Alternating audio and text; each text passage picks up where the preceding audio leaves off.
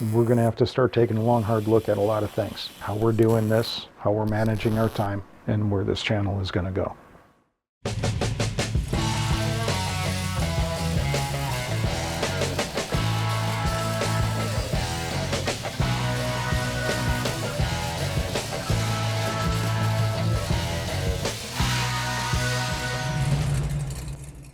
Hey everyone, welcome back to drybonesgarage. This episode's a part of a series where my dad and I take a 63 Corvair and turn it into a hot rod. In this video, we discussed the future of this channel and did some fabrication for the courtesy lighting and the stereo. We were just cleaning the bumper here.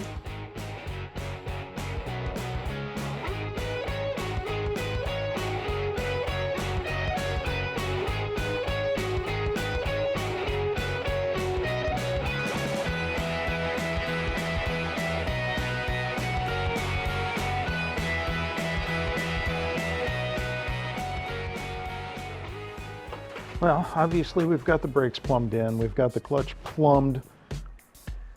I don't know if we have something seized up, locked up, or if the metal was just that soft. When I tried to actuate the clutch pedal, that failed. So that's a project we're gonna have to go back to.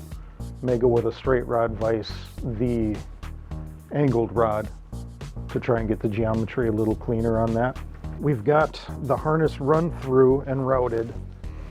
The main trunk is coming through the tunnel and then down beneath this header along the starter in between the frame and the engine, and now we're routing it up here. I think we've got everything pretty well up to this corner is routed and in place. Engine harness, all the sensors kind of lined out right here, alternator, power, exciter, temp warning light, and then back there we've got our tack and our power for the coil. Headlights, marker lights, routed up to the other side, headlights, marker lights. We still need to pick up this guy right here and run power over to the washer pump. We're using basically two coolant pumps and then a separate washer pump or washer fluid pump on this. That's plumbed up to the firewall. We've got to find the little squirters, get that all mounted, put in place, and then finish the plumbing of that and then anchoring that line down however we're going to do it. So that's pretty much where we're at under hood. Radiator's got to come out. We've got to finish wiring power and ground to that and then clean up our core support here that I had to hack up to make the hood actually set down where it belongs. Battery cable running up over through the same hole. Everything's all kind of routed the same. Battery, power, Fuse. 500 amp fuse. I forget what the heck they call this type of fuse, but basically if we get a short up there, this will pop. So hopefully we'll have no fire hazards. Grounded right to the body. Everything is grounded to the body. Harness coming up, routed around, kind of tucked up underneath. These all need to be clipped, but we're still kind of waiting for our sockets and bezels to get done. So yeah. Fuel gauge will drop right through there. Still got to figure out how to make that happen, how we want to make that happen. License plate's going to be an issue. And then assuming we continue on with the G-body tank, which I'm leaning towards just because of the amount of reconstructive surgery we'd have to do back here to make that tank, that Ford tank work, would be coming right through the center of the car and we'd be cutting through this brace, which I'm not comfortable doing. So I think we're going to stay with the G-body tank and just modify the tank itself. I've got some 18 gauge sheet metal I bought to basically cover the holes once we make our cuts. Did somebody suggest using a Malibu? I think it was Pavement Mod suggested using a first gen Ford Mustang, which would have been cut a hole, drop it, but then the filler neck would be coming actually right through here. Yeah. We've already got this established, which still isn't ideal, but I think if we're going to cut the tank, we can actually, I've got a larger tubing cutter, we might be able to cut this right here, the tubing cutter, and just tweak that filler neck, Yeah. and then weld that back up without breaking the breather divide, whatever you want to call it. Careful. So, I mean, lots to do yet, mountains to do yet, all of it is kind of the time-consuming stuff. So yeah, we're kind of running into issues of more of this is taking a lot more thought and a lot more puddling and piddling than arcs and sparks and, hey, we got this thing done. So forewarned is forearmed. Some of these coming episodes may be more about just the progress and the challenges that we're dealing with than they are, hey, this project is done. Unfortunately, this is not my full-time thing. I can only dedicate so much to it. And the time that I'm not dedicating to it, usually Amanda is working on editing. So, and it's shocking how much time it takes to edit one video. Just a few minutes of one video can take an entire day sometimes. Yeah. So you might see the channel go dark for a week or 3 at a crack here in the weeks ahead. That, and I'm trying to train my sister up to edit videos too. So that also probably would take up more time. Trying to get her more involved. Yeah. Make adjustments, figure out what's working, what isn't, assess how this is working for us and isn't. I'm really aching to see this thing on the road. I'm sure Amanda is. But if we're honest, we've spent a lot of time, a lot of energy on this thing, a whole lot of money, significantly more than I ever imagined it would cost. And we're still a long ways from from home base. The idea was to be more of an adventure channel, going out, having fun, playing with this stuff, building stuff. It wasn't going to be this heavy into this type of stuff. And obviously we've all got a lot to learn here. Mission creep. Well, there was a lot of mission creep, but also it's just, you're not engaging the way I thought you would. Is this really what you guys want to be doing with your life? You know, and this is my hobby. I like doing this for fun. I don't have the time to dedicate necessarily to what we've been doing. The house has been getting neglected. There's been a lot of projects around the house that need more attention. We're going to have to start taking a long, hard look at a lot of things. How we're doing this, how we're managing our time, and where this channel is going to go. I mean, don't get me wrong, I love doing this, but I don't know that we can maintain what we've been doing without some radical changes. I envy you, kiddo. This thing is going to be a rip when it's done. Done. It would be nice to do something to pretty it up, though. Not too much.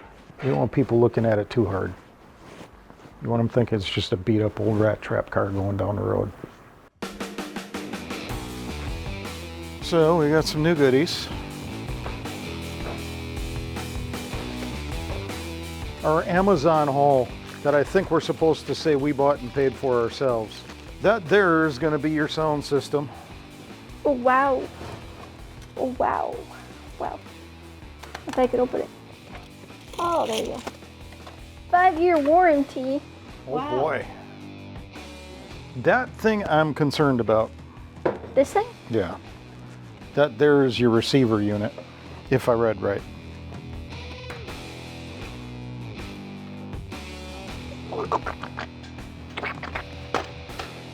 Do they want me to rip the box? There. Huzzah! This is the receiver? Oh my gosh, that's tiny. Perfect. So we should be able to hide that someplace. This is actually a marine receiver unit. Trying to find something for a car that was inobtrusive was next to impossible.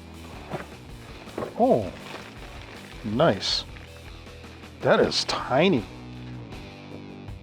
And then this is just an installation kit. This is what we need here. Does it have any instructions? Or are we kind of fumbling our way through it? Yeah, I remember I threw the instructions. Okay. So we need to put this someplace where you can get to it, but I don't know that we want it seen. We kind of came up with a contraption where we could put a power outlet for a cell phone, and we're figuring rather than put a radio in this thing, we'd put a Bluetooth receiver in it with an amp to drive the sound, because, I mean, who listens to terrestrial radio anymore? Well, some people probably do, but we People don't. do. I wonder if we shouldn't, rather than continue with this, maybe set this deep under the dash. Would this even be noticed if we mounted this back here. And then we could even maybe make a faceplate, though we have been talking about putting a console in this thing. But we could set this stuff kind of deep and under, and then just bolt a panel to the dash and have this stuff just sitting right here where if you're sitting from the seat, you can still reach and do whatever you need to do with it. But it's not really going to jump out at you. You're not going to necessarily, unless you're looking at it or looking for it, I don't think it'd really jump out as something that doesn't belong in the car.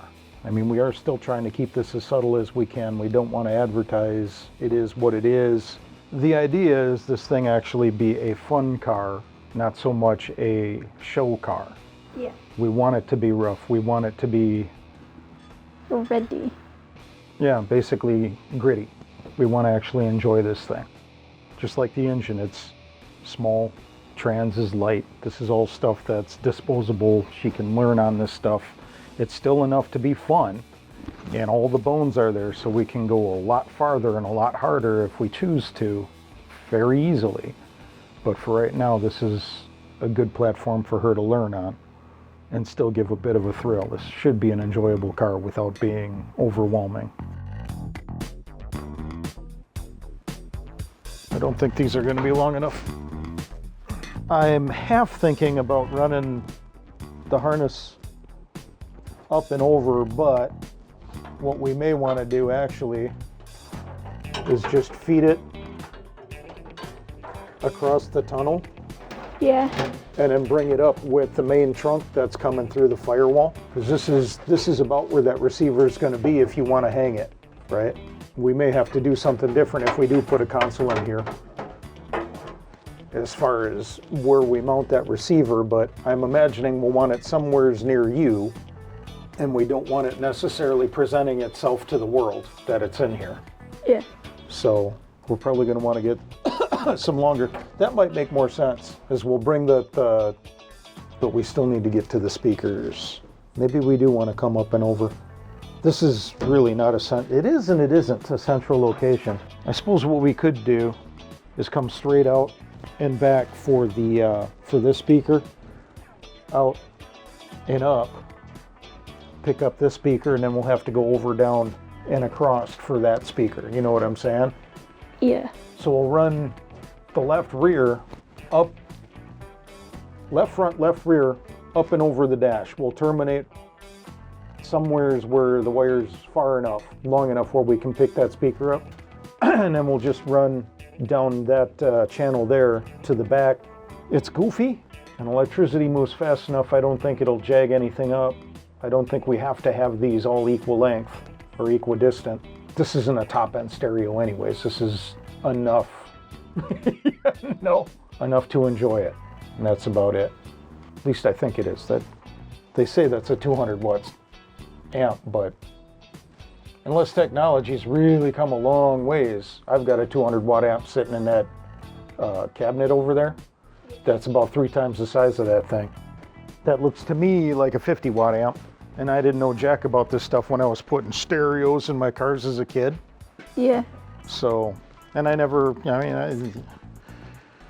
don't get me wrong, I like certain songs loud, but that's about it. And I'm getting old now. I don't need it that loud so much. Granted, your mom might say otherwise. I'm deaf. Doesn't seem that loud to me.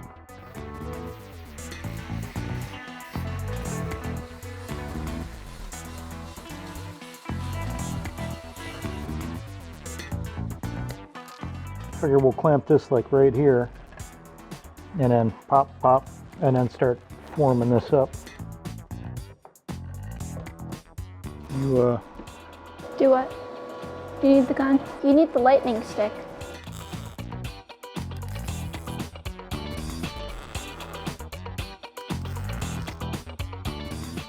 You are one brave fellow. why am I brave? Because you're doing that with bare hands. Well, I'm not touching it either. I'm staying the heck away from... Is it okay to not do that because I'm a girl? It's perfectly fine to not do that, kiddo. Probably isn't that bright that I do it. You do what you're comfortable with. If you don't feel safe, don't do it. Simple as that.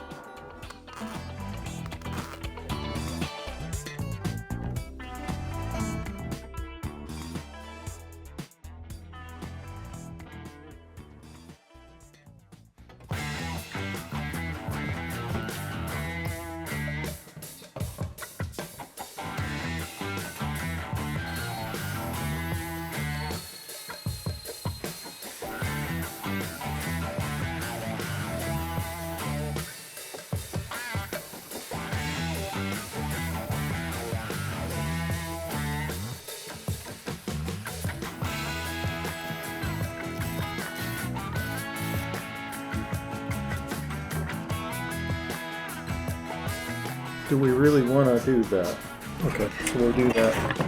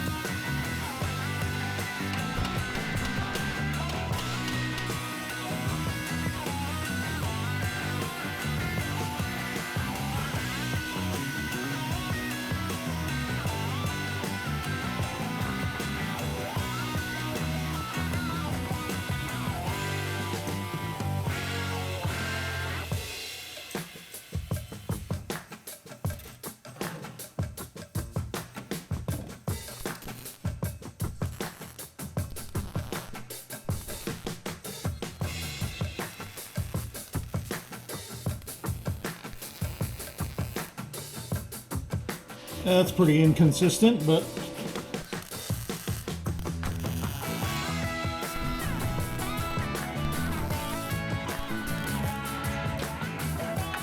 we'll let that cool off. This will house the light, and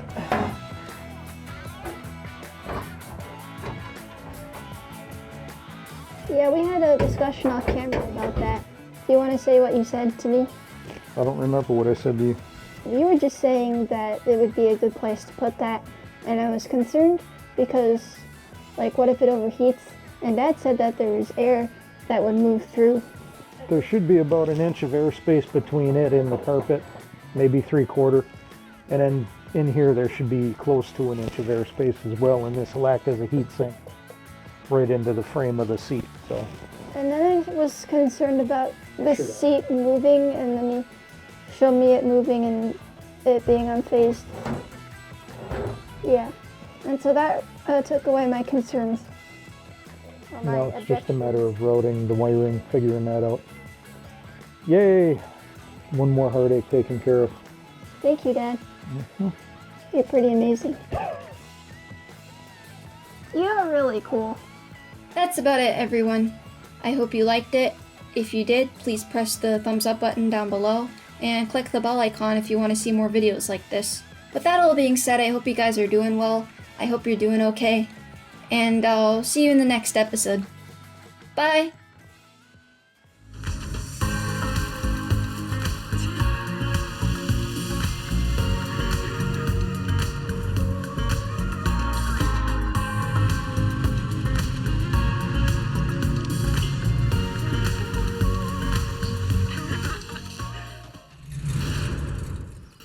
I mean,